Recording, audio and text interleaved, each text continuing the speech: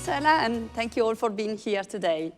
Actually, if I had a crystal ball, I would probably not ask the future of payroll, but how to understand my 3 teenagers at home in this moment. But Marcella is right, we don't need a crystal ball. We do not need it because we have the technology, we have the data, and we have the expertise to help you navigate through the changes that we all see in the industry and in our workforce. It's important to address what is happening now, but also keep an eye on the future and see and look at the future trends. We heard from Nela what's going on the labor market, what is shaping the economic landscape and will impact all of us. We heard from Sebastian how important it is not only to seize the day, but to plan ahead for the future we really want to have for ourselves. So with these 2 speakers, I think they set the right stage for us to focus on how to better understand today, as well as having an extra motivation to tackle the road ahead with a greater purpose. When I think about purpose, I'm reminded of the times that I have conversation with my boss, John Ayala, that is somewhere in the room, Chief Operating Officer of ADP. Often he asks me to simplify and summarize my strategy for international in 1 page. And I normally try to negotiate because I'm Italian, I speak a lot, I do long sentences, and I said, well, come on, 142 countries, maybe I need 2 pages to summarize my strategy. And the answer from John normally is, why do you want to work more, Virginia? 1 page is enough, which of course, it's a bit of a dilemma for me. So following his advice, I would like to share with you just a few takeaways that I want you to take from this session. Our objective in these days together is to help you and to design for you the best solution that is going to allow us to save your time, to minimize your risk, and to add value. So this is our main goals, which is simple. We save your time, which means we also save your money, and then we minimize your risk, and we add value. Let's see how can we do that together. And let's start from our journey at ADP. We started more than 70 years ago with ADP founder Henry Taub, that at the time was an accountant, going to visit a client the same day that the payroll clerk was sick, and so no one got paid. Where other people could see a short-term problem to be fixed, just an issue, he saw an opportunity, and he went on to become an early pioneer of business outsourcing. And I love this story because this is how we design our products and services today, to address our clients' issue and make sure that we address them for the long term. Since then, ADP has stood strong, through changing times. We really grow together, and we faced innovations that reshape the way we work, digitization, the internet, the cloud, but also defining world events, economic downturn, geopolitical changes, and even a global pandemic. During that pandemic, we redeployed and helped businesses keep up with thousands of regulatory changes. So Henry Taub's idea started with helping 1 business to solve 1 issue, and today ADP is the first HCM provider to serve 1 million clients. Marcella mentioned it, we are very proud of this milestone, but of course we know we can trust, and we can trust because of the change ever going on. So we know that we cannot stand still. We need to prepare for a changing future. And staying ahead of the curve and staying ahead of everything happening in the work market is a constant focus for me in my role as the president of international business. It's a wide business, so we feel the change even more because there is always something going on, and it's very important for us to stay ahead. Now, Marcella mentioned how we started with Global View, and you see here that we started 20 years ago, in 2001, with only 12 countries. So we started with the truly global solution, single payroll engine across 12 countries. Then we had an evolution. We understood that we had to address for you not only the countries where you had big populations, but also countries where you had smaller populations. And so we introduced Streamline. And then we went on the evolution. We acquired Celergo. And we had a journey that we did together. And you can look at the results now. We are serving 142 countries. And as I said, we haven't finished. We continue investing in the global payroll offer. With our global payroll offer, we solve for the nuances of the global payroll and we also have the local expertise, which I think is what makes us special, the combination of the two. Of course, by paying 40 million of data across roles, 40 million of people across roles, industries, countries, and languages, we have billions of data points. The breadth and the quality of our data represents an operational advantage for you, for our clients. We combine that data with a lot of other insights. You heard Nela talking from our ADP Research Institutes, which of course brings us a lot of information about the world of work, the workers, and the economy. You will hear it from Marcus Buckingham later on. We have innovation coming from our labs, but we also have you. We have client advisory board meetings. I had one yesterday, where we come together with our clients and we ask, what are your challenges? What are the main issues you're facing? We had a very interesting conversation yesterday about automation. And this is the way that we keep designing and innovating for you, for our clients, taking into account all of these inputs from the market, from the industry, from our labs, and of course from the ADP Research Institute findings. You may have heard our tagline, which is always designing for people. This is for us more than a phrase, it's a principle that drives us to keep listening to all of our clients. But it's also an idea framed by our values. And I wanted to have the values here on the slides because these values really represent who we are. They reflect the standards that we require from ourselves and from our products. They describe the way we work. And I think in these 3 days, one of our objectives is to know each other better. And so we will hear Maria Black later on speaking about our values, inclusion and diversity. And I hope in these 3 days you will find common ground between our company values and yours.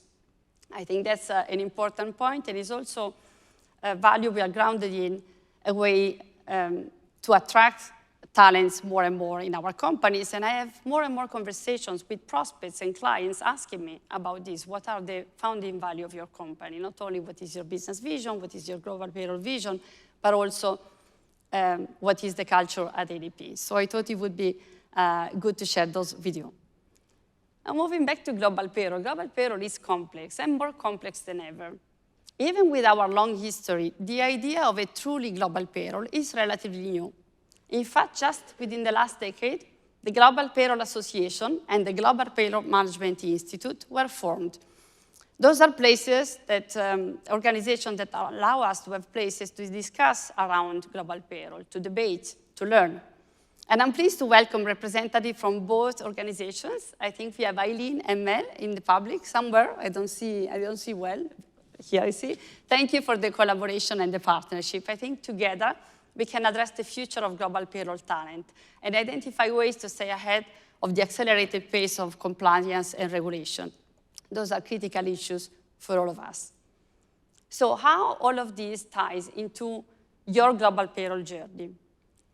A few years ago, in collaboration with The Economist, we explored how globally expanding organizations think about payroll. This was before COVID, and The Economist found out that for many organizations, global payroll was an afterthought. So they were organized ad hoc as the business grew. The result of that is that from the study, we understood that businesses focusing really on a global strategy and moving from fragmented operations to a truly global vision and global payroll, they could save up to 2 million, on average, 2 million, just from avoiding the cost of fragmented operations, which also didn't come only at the expenses of cost, but also user experience and user experience. And we have this conversation all the time with our clients. I was discussing with a client yesterday that told me he had more than 50 different payrolls around the globe. Another one told me he had 2,000 labor agreements in one single country. Often, the global payroll strategy in a company is the result of the history, merger and acquisition, so tactical decision taken in a certain moment, in a given moment. And that's why companies end up with this fragmented landscape.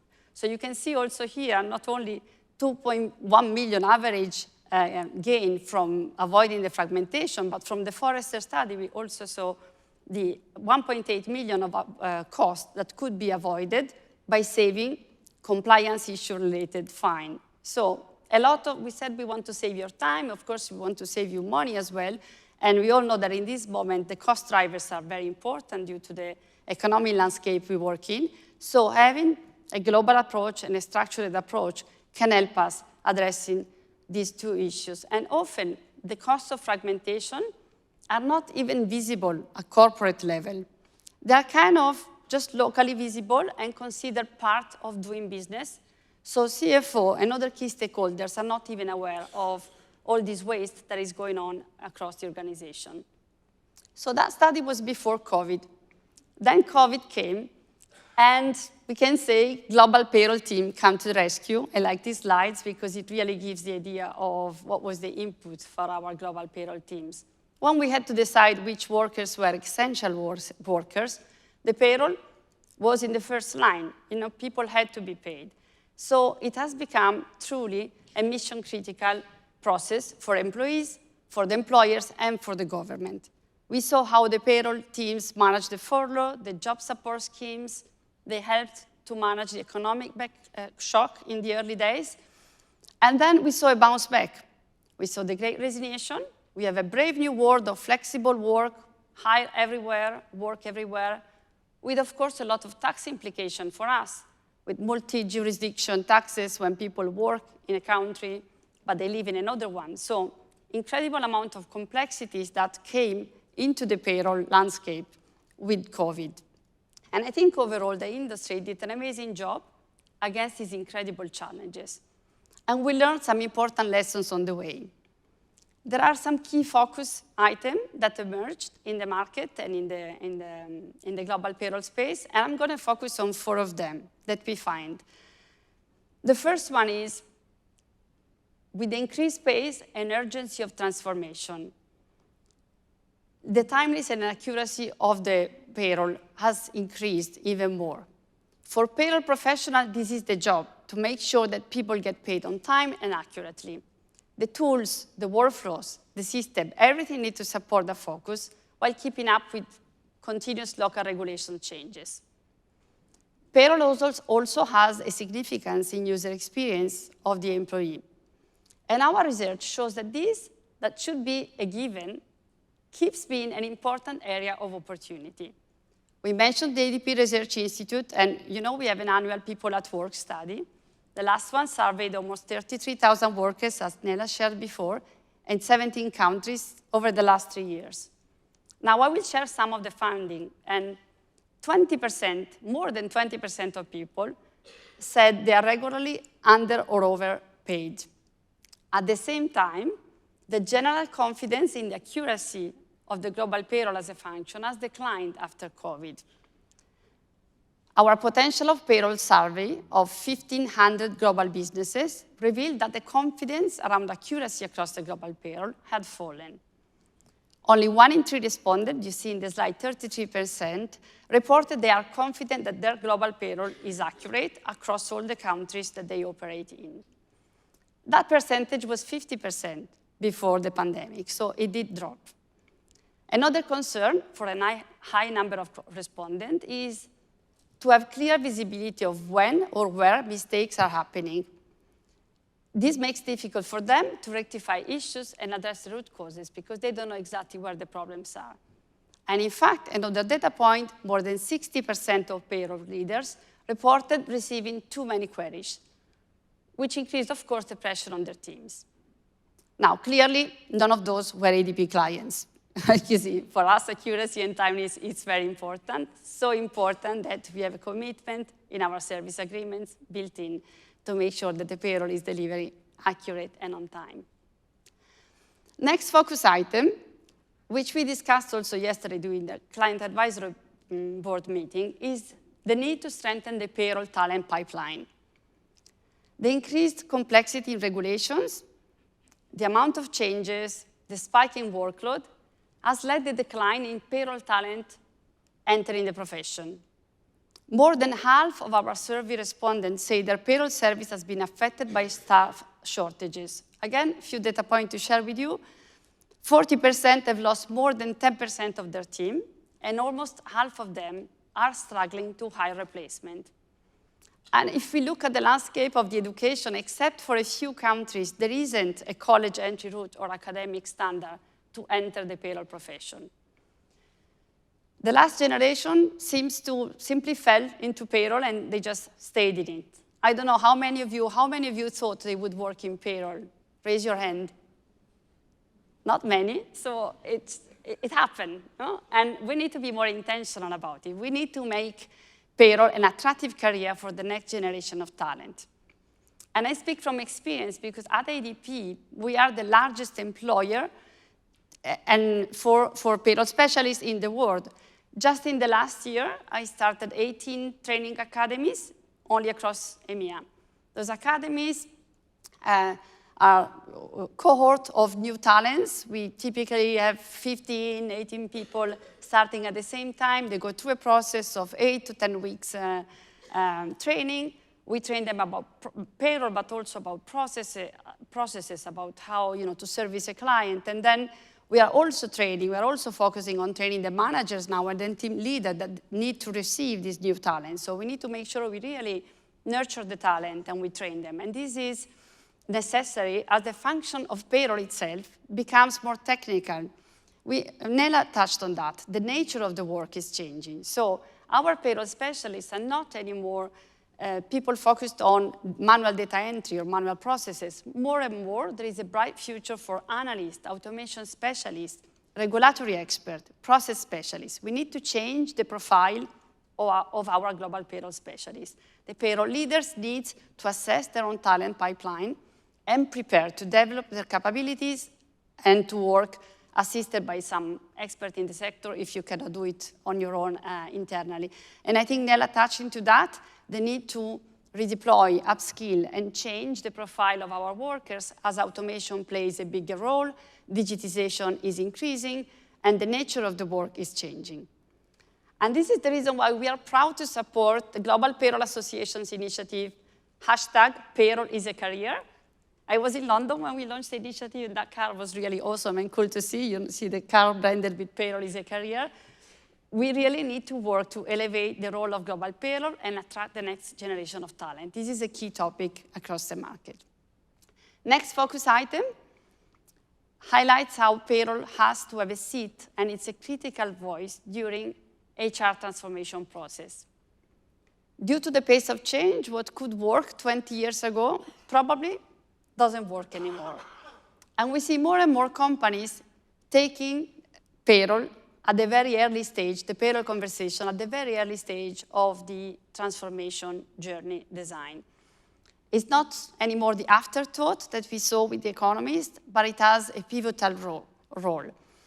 Why? Because digital is more and more important, and data is more and more important. And so, the true data in the HR world come from payroll. I think we all agree about that, how important it is to have the accurate data. And you answered to the poll question before, for how many reasons it's important to have accurate data and payroll data. So when we think about the transformation, and as we move to a world empowered by real-time data, it's vital that payroll is part of the process early and often. I think we all agree on that. And if you take away one thing from this session is, as you plan to your global journey and transformation, please do have the payroll voice in the room. Then you may decide you want to start from the HR transformation. You don't want to do them together because it's too time-consuming for your organizations. But make sure that you have a seat in the discussion, and then you agree together the vision for the future payroll and HR strategy of your company. And I think we agree, if people don't get paid, the rest don't matter, so that's for us very important. The fourth focus point, the last one I'm going to touch about, and then we are going to deep dive a bit on this one, is the increased demand for personalization. We cannot say one size fits all. As global organizations, we face some common issues, but every organization is unique. And this means your global payroll model must be tailored to your needs. Part of the unique power of Rethink is this. You will hear from your peers on their journeys. We will have clients, and we are privileged to have clients sharing their journey with us on stage. But even in the room, you can talk to each other we have leaders here that are planning their first steps, while others are already celebrating significant milestones. Some have carved out new businesses, and they went live in 40 countries in 9 months, and others are on a multi-year journey, maybe slower, toward a single model for their operations. Each configuration is essentially customized to each organization. And that's a very important point when you plan for your transformation. I think you are here because you're thinking about the next step. So it's very important that you know that the roadmap and the journey needs to be customized. And as you think about creating your global payroll vision, there are a few questions that you need to consider. First question is, where is your starting point? The second one is, how can you build a global payroll that keeps the lights on today, so delivers immediate advantages, but also build the foundation for the innovation? How can you make sure the design that you implement is scalable and allows you for future growth? It's not only serving you in your as-is configuration. And also, how can you sustain success and overall transformation to make sure that payroll becomes not a back office function, but a strategic value driver of the organization? So along the way, it's important to know who are your main stakeholders. You see in this slide some of the people that you need to take into account, some of the roles when you plan for your global payroll journey. Your employees are looking for a pay experience that is easy, reliable, consistent, transparent, that's very important, and engaging. Then you have your payroll practitioners. For them, payroll process needs to maximize productivity. We spoke about it in Lila. We need to be more productive. But it needs to minimize the security risk and to lower the cost, while keeping always in mind how important it is to be accurate and on time. And then you have many other stakeholders in the organization, such as HR, strategy, finance executives. They will require to see reports and data. They want to take data-driven decisions. They also want to avoid upstream problem and to avoid downstream risk, like unexpected regulatory penalties. So when you plan your journey as leaders, you need to take into account all of these players because they all are stakeholders of your process. And also, you want to look for a way to transform a potentially hard-to-hire job. We said that talent is an issue in the payroll industry. And from a hard-to-hire job, you want to move to a low manual data entry and a strategic insight and advisory function for your payroll specialists. So the more and more you do so, the more and more you will be able to attract and retain your talents, be more productive, and pay on time and accurately. So to support you, identify your optimal journey, and we will share with you some different insights in this day. You will hear from Srini Kutam, our President of Global Product and Innovation, about our innovation journey. You will also hear tomorrow from Vice President, sometimes I stumble in my English, of Product Management, Tonya James. She will go deeper on how different perspectives help shape our approach and how we need to take into account all of these different stakeholders.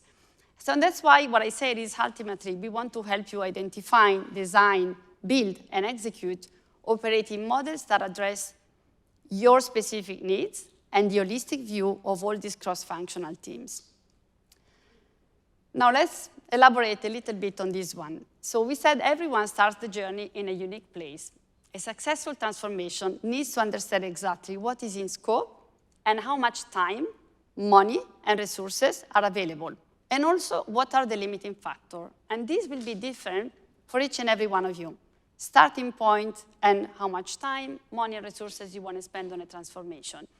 So in the case of the carve-out, for instance, the critical factor normally is the date. You have a date for the separation of the company, and that is the date you need to respect. In other cases, you can have maybe slower journey that you want to engage on, not to be too taxating like on the time availability of your team that needs to support you on this journey. So what we encourage you to do is to map your process as is. That's the first step.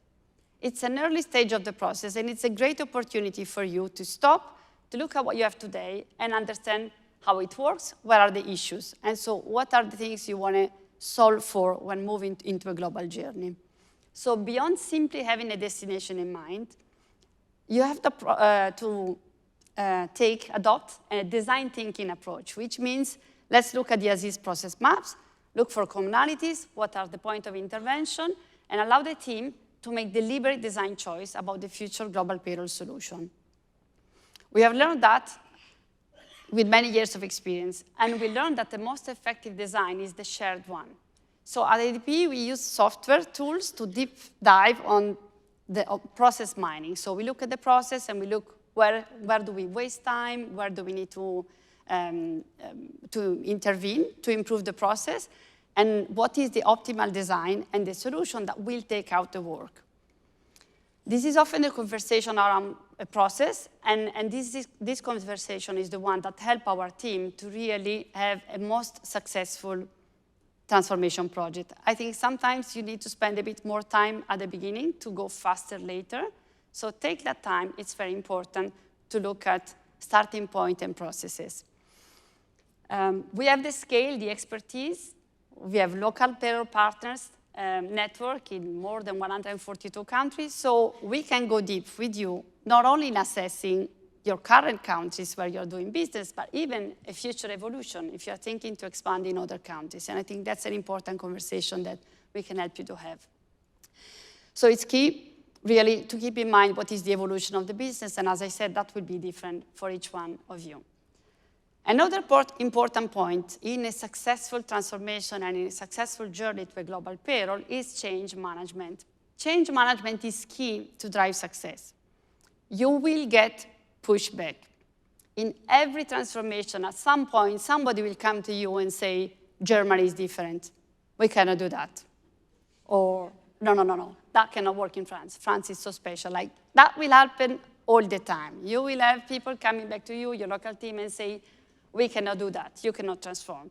So the change management is really a big part of it. And in some cases, they are right. I mean, Germany is difficult as a payroll, and France is special as a payroll. But you need to find the fine line between you striving to standardize and make sure that you can increase productivity and you can delayer and maybe go from 2,000 labor agreement to a number that is more manageable, and the need, of course, to have some exceptions to allow for the local need of the specific country. So there will always be this tension and the need to find the right ending point, but you can drive it with the vision. You have to know what is the benefit of the global payroll, the benefit of the standardization, and then you will manage the exceptions locally. So, but change management is really an important point for you to lead a successful transformation. So ask yourself the questions before you're starting. Are you an in-house function committed to the idea of control? Are you already operating in an outsourced or hybrid model? Again, every organization will have a unique plan. We need to design for it. And I think seeing a new workflow coming to life and a new process is an exciting part of a transformation journey that can really show you when you have been successful or not. So in the next 2 days, we will share many examples of transformation stories, and we are going to share how we are building towards the future together.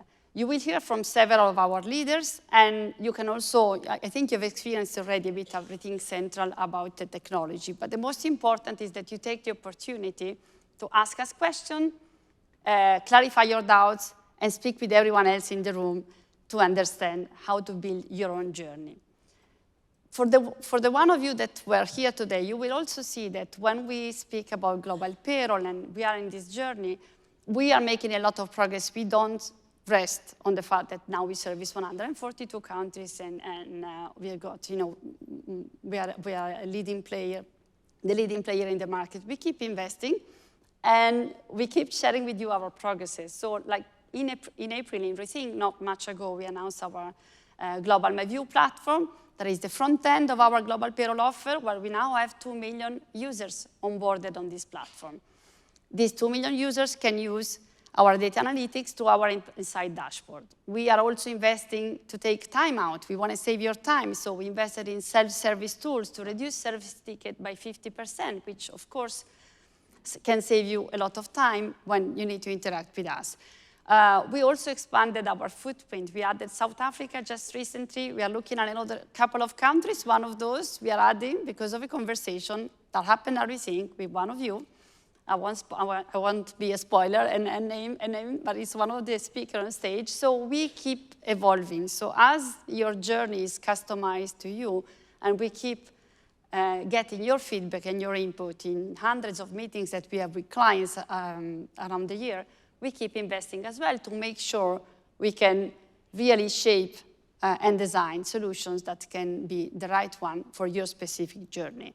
Because at the end, technology is key, but payroll expertise make payroll happen. And so that's what we do together. We invest in technology, we invest in footprint, we invest in our people, we listen to you, and we try really, and I will close as I started, our commitment to you is to design the right solution for you, for your employees, depending on where you are on the journey of your global transformation.